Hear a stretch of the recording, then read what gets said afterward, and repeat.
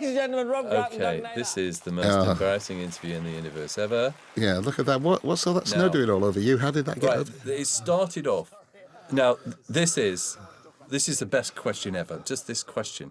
Just how close are you two? Because I've seen pictures of you with your sort of appear to be sort of conjoined in one body with two heads out the top. No, it's not this question. It's the next one. That's a pretty good question, though. Yeah, that's how do you know when another... How close? How do you answer that? How close are you?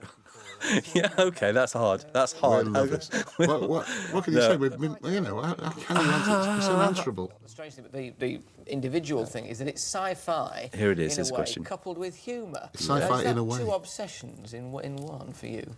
Is that a question? Yeah, I always think science fiction and humour are very closely related because they're both about ideas and. Now this was when I went.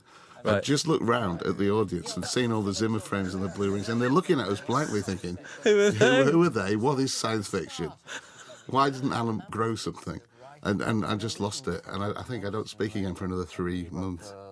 Right, and then Go on, I've got a suntan. Where the hell is that from? Oh no, that's too much makeup. That's a Pebble Mill at Look one. how tired you look. But we we just finished the series, or we're just finishing the series. We're promoting the book.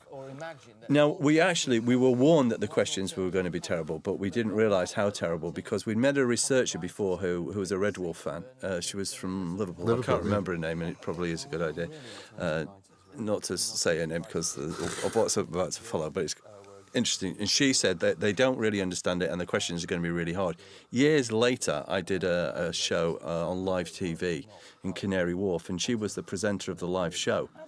And we went in and I said, "Can I use the loo?" And she said, "We've only got one loo on this floor. I'll show you where it is." And I went, "Okay, thanks." And we went in. It wasn't just a single loo. It's a whole men's loo with 12 cubicles.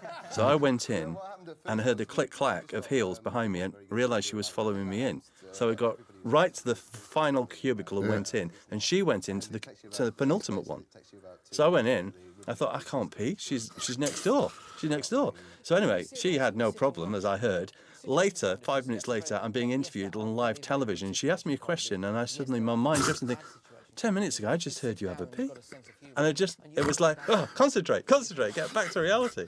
I thought that was going to be some kind of Playboy story there. No, that was I'm afraid. She had to walk right to the next one. Right, and then she did say at one point, I should have gone after you, shouldn't I? Oh, well, never mind. How embarrassing was that? All right.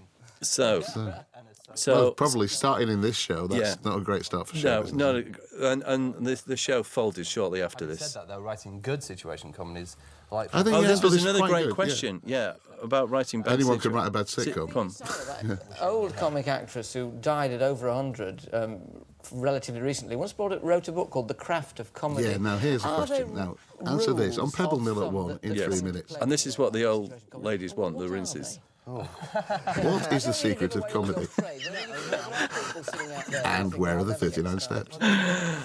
And like a moron, I start. That's what's to beautiful. Answer. You actually I answer. start to answer the bloody thing. Like, what do you think I know? Here is some comedy technique. Oh my God. Yeah, who are you hoping to educate? That woman on row 3 who's looking for her teeth.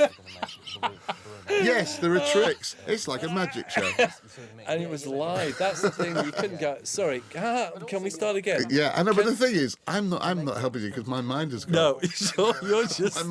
I'm just playing snowballs with the styrofoam. The only mistake you made was you should have just crept off set and gone for a beer and just left me. Should have. And then, oh dear. It's based, just on us, and the whole of Red Wolf is actually is taken from real life. How did you get the styrofoam in your hair, though? That's what I don't know. Because there was a bucket of snow poured over him. Yeah.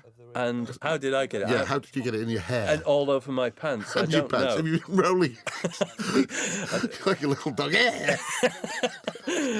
Oh. Did you just dress yourself? I don't know. I don't know. Have I actually thrown it all over? See, I mean, because that was a distraction. The humour that they did was a bucket of styrofoam poured over the presenter. So you think it's on that level, and then they ask you your questions like, "What's the secret of comedy?" So you're not expecting that.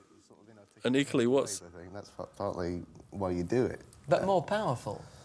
What's that mean? Is that more powerful? empowering? What does it... I still... Now, these years later, do not know He what it did means. go on to become a famous He's got chat show host. He's been awarded honours by the Queen. MBE, absolutely. services to broadcasting and horticulture. So all we know. He writes novels too, doesn't And he? he does. He writes novels. And It's him upstairs. Yeah, him upstairs. It's called Who Planted It? no, his audience has always been little old ladies, really, hasn't he? Yeah. The horticulture, you know, the MBE. I bet all those little old ladies wrote in and said, Yeah. you should give him an MBE. Not those two. I don't know who they were. Parallel to the TV series, it's not just the. I remember that shirt. You wore that shirt a lot. Did I? I think I only ever had one Parallel shirt. story. And when are we seeing But that Red was Dwarf my- out? We're getting my this in best. series. Yeah, we're working on it at the moment. We're actually, this is our day off. We've got one more show to record down in Shepperton Studios.